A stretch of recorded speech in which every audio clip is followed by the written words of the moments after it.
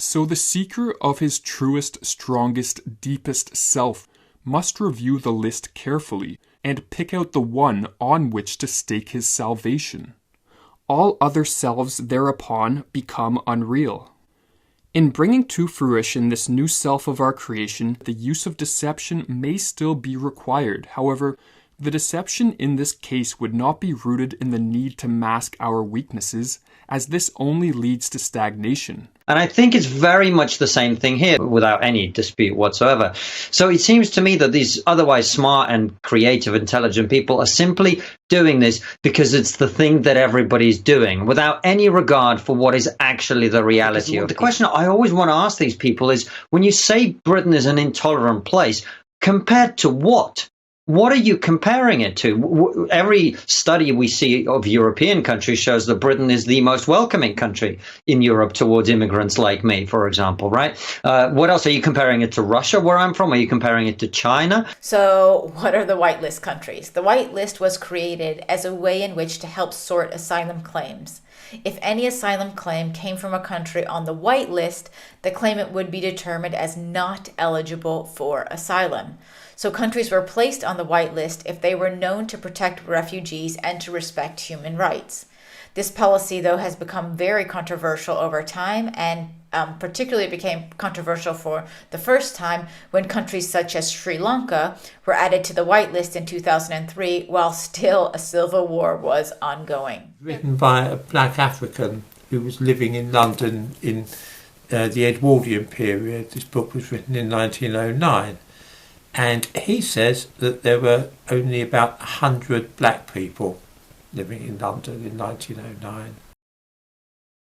Now here you can see the immigration process. So a person can cross the UK border legally either with a visa or as a non-visa national, which is as regular passenger arrivals, along with those that are seeking asylum and refugees through settlement schemes. Individuals arriving at the border may be refused entry and returned to wherever they're traveling from. Whilst in the UK, individuals may apply for asylum or to extend their stay.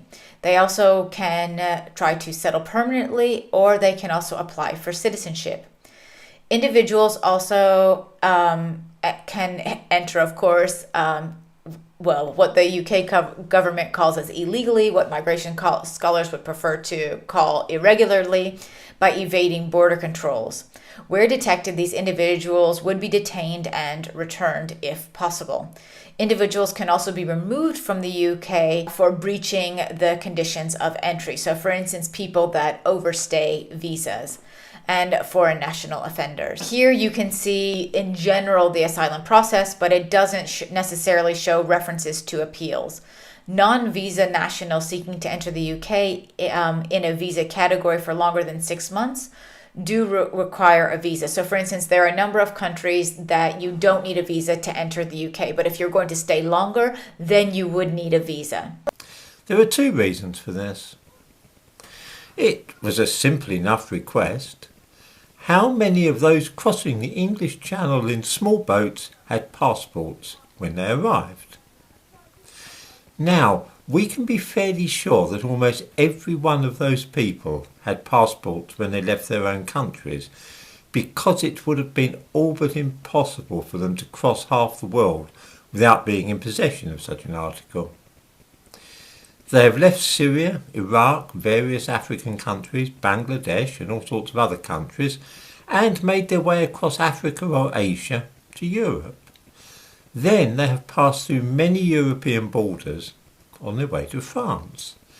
It would scarcely be possible to make such a journey without a passport. I've crossed the odd border without a passport, it's true, but these were ticklish operations and very much, very exceptional. I couldn't have travelled across the whole of Europe without one. I seriously doubt if I could do it now either. So far, so good. All those people who set out to cross the channel in small boats once had passports. Leave aside for a moment the indisputable fact that they could and should have stopped to claim asylum at the first safe country they reached.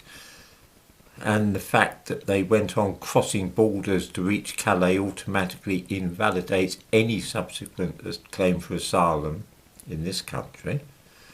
Once they reached France, they were certainly safe. Yet none of them wished to claim asylum there. Here is the crux of the matter.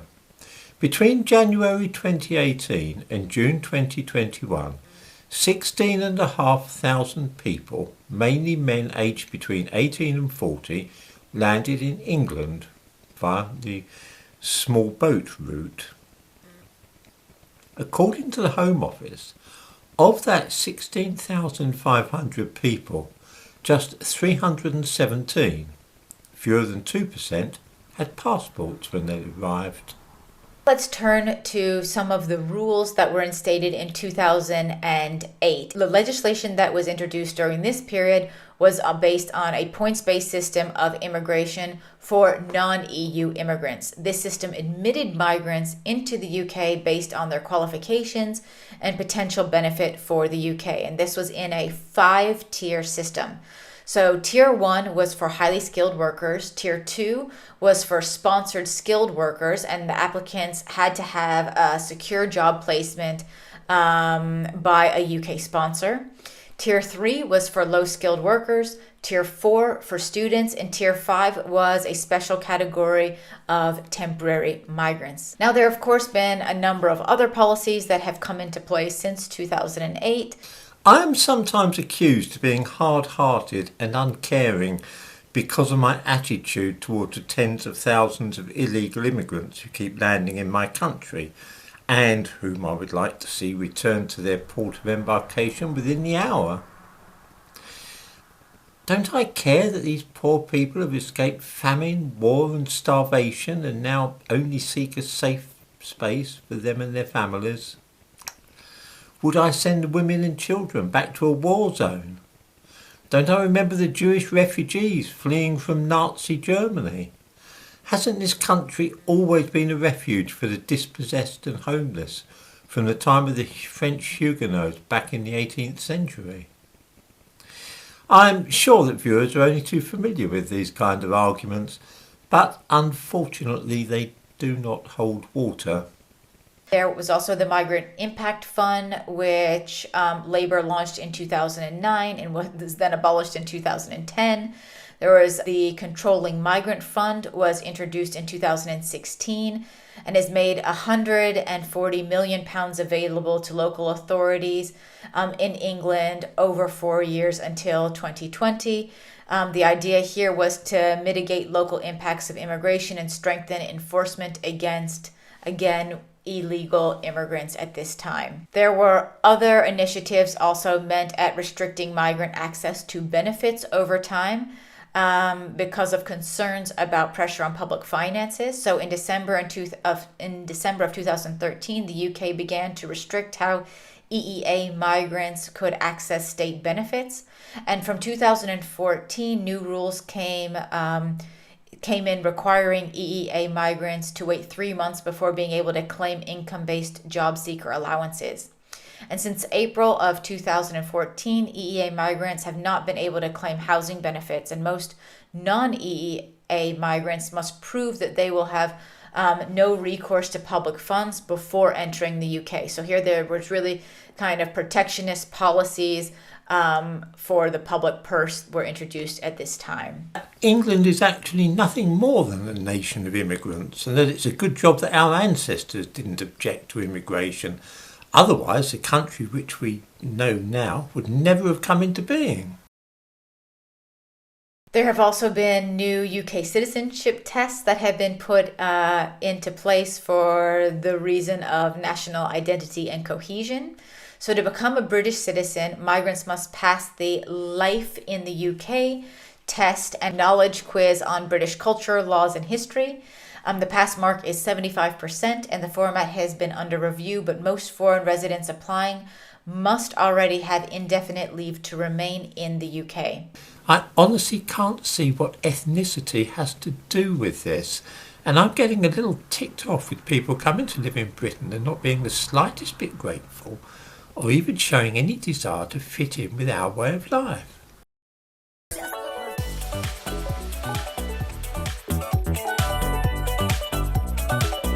I think he should apologise.